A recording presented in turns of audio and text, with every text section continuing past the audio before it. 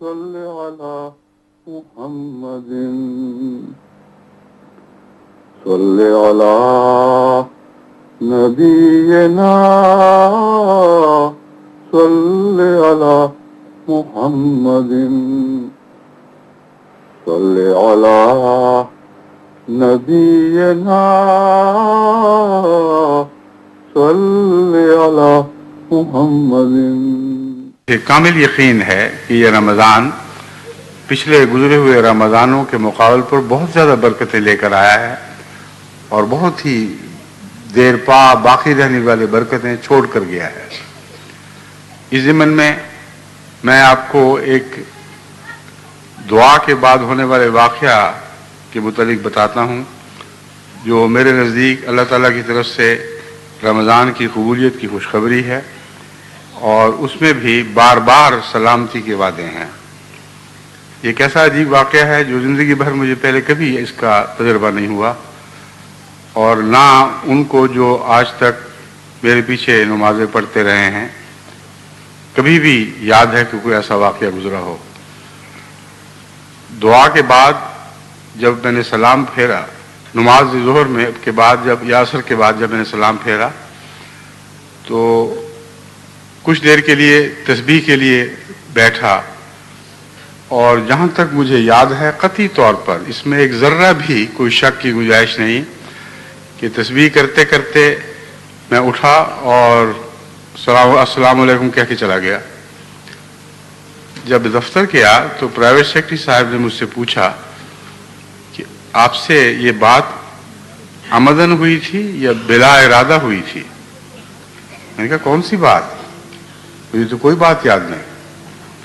انہوں نے کہا آپ نے جب سلام پھیرا دونوں طرف سلام پھیرا پھر کچھ دیر کے لیے آپ رکے پھر آپ نے دوبارہ دونوں طرف سلام پھیرا اور پھر اٹھے ہیں. میں نے کہا بالکل غلط ہے. معلوم ہوتا ہے ہمارے جو ریکارڈنگ نظام والے ہیں انہوں نے دہرا دیا ہوگا اس لیے آپ کو باہر بیٹھے آواز آئی ہے. مجھے قطعی طور پر یاد ہے کہ ایسا نہیں ہوا مگر جب میں معتکفین کی ملاقات کے لیے اس کے مان بعد گیا تو وہاں انہوں نے یہی بات مجھے بتائی اور پھر جب تحقیق ہوئی تو سب اس بات کے گواہ بنے کہ آپ نے تھوڑی دیر کے لیے ذکر کے بعد اٹھنے سے پہلے اسی طرح 2 دفعہ سلام پھیرا جیسا نماز کی اتحیات کے آخر پر سلام پھیرا جاتا ہے اور السلام علیکم ورحمۃ اللہ وبرکاتہ دائیں طرف بھی اسی طرح کہا اور بائیں طرف بھی اسی طرح کہا. اگر ایک انسان بھول جائے تو یاد کرانے پر یاد آ جایا کرتا ہے. اگر میں بھولا ہوتا تو مجھے بتاتے تو میں کہتا ہو یاد آ گیا مجھے غلطی ہو گئی تھی. مگر اس کیفیت کا اس وقت بھی اشارتاً بھی دماغ پہ کوئی یادداشت پہ اثر نہیں اور میری یادداشت مجھے اب بھی قطعی طور پر یہ بتا رہی ہے کہ میں ذکر الہی کیا کھڑا ہوا اور جاتی دفعہ کا سلام کیا ہے.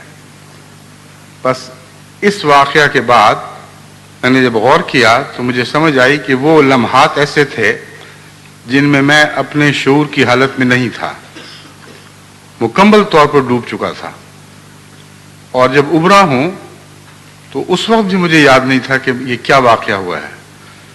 بس یہ ایک قطعی علامت ہے اس بات کی کہ اللہ تعالیٰ نے جماعت کو دوہری سلامتی کی خوشخبریاں دی ہیں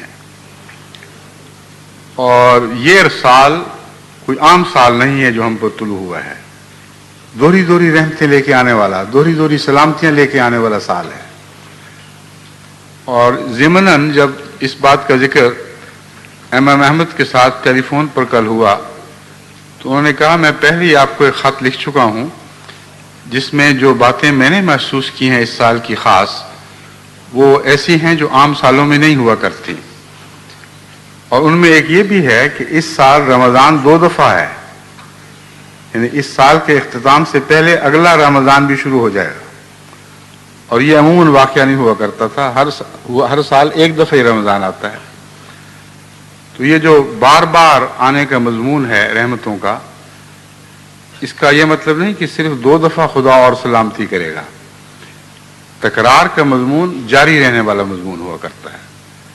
جب ہم کہتے ہیں عید وہ خوشیوں کا دن جو بار بار آتا ہے، تو لفظی طور پر تو ایک دفعہ اور آنے پر بھی یہ بات ختم ہو جاتی ہے، جو 2 دفعہ آئے اس کو عید کہیں گے، مگر لوٹ کر آتا رہنے والا سال یا آتی رہنے والی تقریب جو بار بار آتی ہی چلی جائے اور اس کا کوئی اختتام نہ ہو، یہ حقیقی معنی ہے عید کے۔ اور اس واقعہ سے میں یقین رکھتا ہوں کہ جماعت احمدیہ کے لیے اب بار بار ہمیشہ آتی رہنے والی سلامتیوں کا خدا کی طرف سے تحفہ ملا ہے۔ اللہ اسے ہمارے حق میں مبارک کرے اور ہمیں اس کے تقاضے پورے کرنے کی توفیق عطا فرمائے۔ صلی علی نبینا صلی علی محمد۔ ایک اور حدیث مسند احمد بن حنبل سے لی گئی ہے۔ حضرت عائشہ صدیقہ رضی اللہ تعالیٰ عنہ فرماتی ہیں، میں نے حضرت صلی اللہ علیہ وآلہ وسلم کو اپنے ہاتھ سے ٹٹولا تو میرے بستر میں نہیں تھے۔ جیسا کہ خواتین کی عادت ہے، آپ کے دل میں خیال گزرا کہ اٹھے ہیں کہیں گئے ہیں، مگر یہ بھی جانتی تھیں کہ آپ سے زیادہ پیارا اللہ تھا اور بسا اوقات آپ کا بستر چھوڑ کر اللہ کے حضور گریہ گزاری کیا کرتے تھے۔ تو حضرت عائشہ کا یہ حدیث بہت ہی پیاری لگتی ہے مجھے کہ اپنے ہاتھ سے اس چرپائی کے کنارے پہ نیچے دیکھا، وہاں رسول اللہ صلی اللہ علیہ وسلم کو ہاتھ لگا، گریہ گزاری کر رہے تھے، رو رہے تھے اور تقویٰ مانگ رہے تھے۔ ایسی پیاری حدیث ہے کہ روح نشاور ہوتی ہے اس پہ۔ حضرت عائشہ صدیقہ کا پیار سے ہاتھ نیچے پھیرنا، دیکھنا کہ میرا آقا کہیں خدا کے حضور تو نہیں جھکا ہوا۔ واقعتاً رسول اللہ صلی اللہ علیہ وسلم اس وقت خدا کے حضور جھکے ہوئے تھے اور یہ دعا کر رہے تھے، اے میرے رب میری جان کو تقویٰ عطا فرما، اے میرے رب میری جان کو تقویٰ عطا فرما۔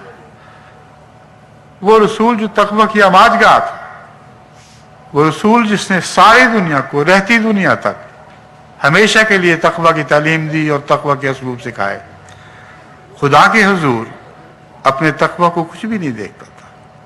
وہ جانتا تھا کہ جب تک اللہ کے حضور میں متقی نہ ٹھہروں میں متقی نہیں ہو سکتا۔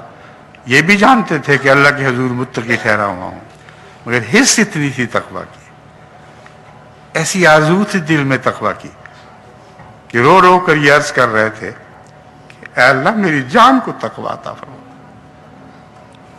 دوسری اس حدیث میں ایک دلکش بات یہ ہے کہ بستر سے جدا ہوئے ہیں، نیچے پڑے ہوئے ہیں، لیکن اتنی آواز بلند نہیں کر رہے کہ بیوی کی نیند میں مخل ہو جائے۔ اگر